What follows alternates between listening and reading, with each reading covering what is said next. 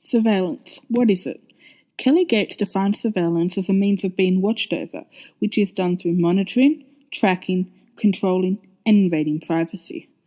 Keeping this definition in mind, the notion that surveillance of others through means of social media, especially through Snapchat, is as violating of that of communist countries, will be communicated. It was Edward T. Hall that says social animals need to stay in contact with each other. Exceeding the distance can lead to feeling anxious. Humans are social creatures. We are constantly making plans with people, always wanting to meet up. Social media is a big help in fulfilling these needs, as it allows connections even when people aren't near each other.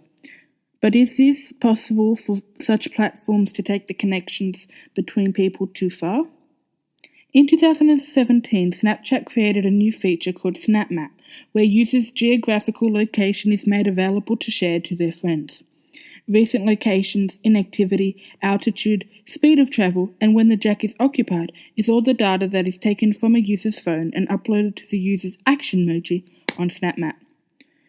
This data allows Snapchat users' action emoji to replicate what the user is actually doing, whether it be shopping, driving, listening to music, or even sleeping.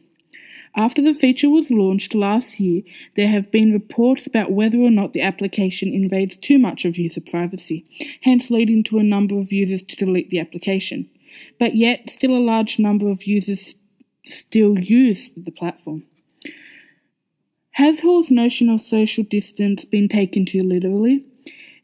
Is the surveillance of others taking a toll on Snapchat users by giving them too much power over their friends? It was Ket DeVries that said power is also a form of addictive behaviour. This can be linked to Michael Foucault's theory on panopticism, which is based on the idea of self-policing. It's the notion that people are able to change their habits if they know someone else is watching them. The idea of Foucault's theory is that users are both the guards and prisoners, watching and controlling one another. This is true with Snapchat's SnapMap feature, as it gives users permission to invade others' privacy, as location and time of what people are doing can be seen by other users. Over the news, communist countries like China have been seen to be surveilling their own people, making sure they are obeying their rules. In China, one of these surveilling tools is facial recognition software that's used to stop petty theft. The software is used to single out certain individuals from an enormous crowd where the country's personal details, including their picture, is already in the database. The software is accompanied with over 176 million CCTV cameras all across the country. The reason for these government leaders to constantly monitor their people in such ways that their people's privacy is being violated is because of control. Are Snapchat users becoming like communist dictators? Has the power lust of wanting to know what others are doing taken hold of them? Another way new surveillance types within the Snapchat platform are used is through screenshotting of pictures and timestamps of when pictures have been sent and opened. These features give the user the ability to surveil the behaviour of their friends in order to understand what type of user they are. This data is then used to tell users what content to which people and at what times they can send pictures and have maximum gain from the outcome. Claude Castelluccia says that behavioural tracking is to track users over time and build cases that are intended to help a cause. The personal gain of tracking friends' behaviour on Snapchat can thus be seen as abnormal in adjacent to Castelluccia's definition. This abnormal behaviour is seen by dictators over the world, where new technologies are being built to track people's behaviour.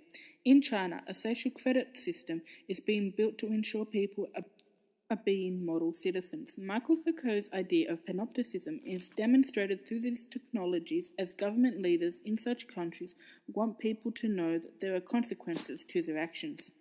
The social credit system is designed so good deeds are rewarded, but bad deeds can lead to loss of home. The system in all is meant to test the truthfulness of Chinese community. Therefore, the behaviour of Snapchat users can be seen as being that of communist dictators, as their need for power and control has taken over their thoughts by the new Snapchat surveillance features, thus leading to surveillance as being a means to an end.